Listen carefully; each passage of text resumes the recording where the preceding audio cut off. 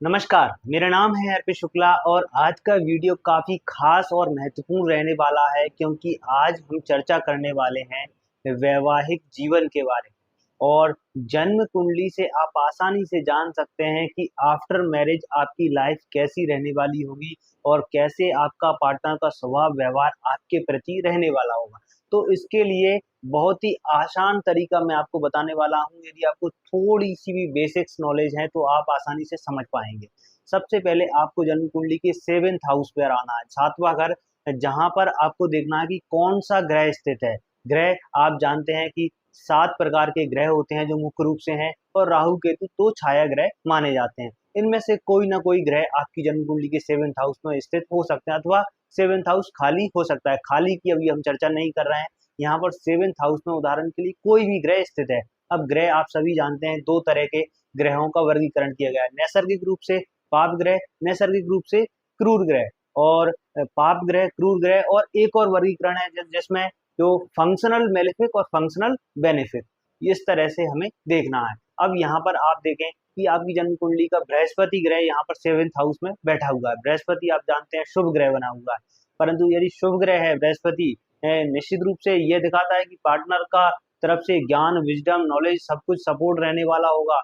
Partner की तरफ से काफ़ी गाइडेंस, ये सारी चीज़ें मिलेंगी। यदि आपकी जन्म कुंडली में बृहस्पति शुभ भावों का स्वामी है, तब तो ये बहुत अच्छा रहेगा कि डेफिनेटली ये आपको सपोर्ट करेंगे और इनकी वजह से आफ्टर मैरिज आपकी लाइफ में ग्रोथ देखने को मिले। वहीं ये शुभ ग्रह होते हुए भी यदि बृहस्पति दुस्थान भावों का स्वामी बन गया तो फिर समस्या आ जाएगी। फिर समस्या ये रहेगी कि पार्टनर का स्वभाव व्यवहार तो ठीक है, पर वो आपको चुभ रहा है कहीं ना कहीं।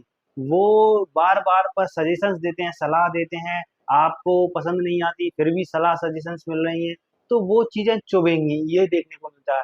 वहीं यदि चंद्रमा 7th हाउस में स्थित हो गया, चंद्रमा यदि शुभ स्थानों का स्वामी बन गया, तो निश्चित रूप से बहुत बढ़िया है। आपका पार्टनर इमोशनल है, भावनात्मक है, आपको समझेंगे, ये सारी चीजें रहेंगी। और वहीं यदि चंद्रमा दूस्थान का अधिपति बन गया, 6, 8, 12 भाव का स्वामी बन गया, तो फिर समस्याएं आएंगी। फिर भावनात्मक रूप से समस्याएं आपको परेशान कर सकती हैं। मैरिड लाइफ में एक इमोशनलिटी का फैक्टर रहे, इमोशंस की वजह से चीजें खराब हो सकती हैं। और वहीं यदि यहाँ पर क्रूर ग्रहों की अगर हम बात करें, जैसे शनि, मंगल, राहु, केतु बैठे हुए हैं, सूर्य बैठा हुआ है, तो फिर यहाँ पर देखने को मिलेगा कि यदि क्रूर ग्रह आता है तो पार्टनर का स्वभाव थोड़ा सा रूड हो सकता है। यदि क्रूर ग्रह आता है, निश्चित रूप से यहाँ पर दिखाता है कि स्वभाव व्यवहार से को लेकर के थोड़ा सा हो सकता है आपको पसंद ना आए। परंतु यदि यह शुभ स्थानों के स्वामी बनते हैं, यही यही क्रूर ग्रह त्रिकोण स्थान के, केंद्र स्थान के स्वामी बन करके 7th हाउस में बैठे हुए हैं, तब तो स्थिति ठीक रहेगी। क्योंकि आफ्टर ऑल ये कह सकते हैं कि पार्टनर चाहे जैसा भी है, हो सकता है थोड़ा गुस्से वाले हैं, ये सारी चीजें हैं, लेकिन ओवरऑल आपकी लाइफ में शादी के बाद उनकी वजह से ग्रोथ देखने को मिलेगी। आफ्टर मैरिज हम कह सकते हैं ग्रोथ का वातावरण रहेगा। तो इस तरह से इसको हम देख सकते हैं।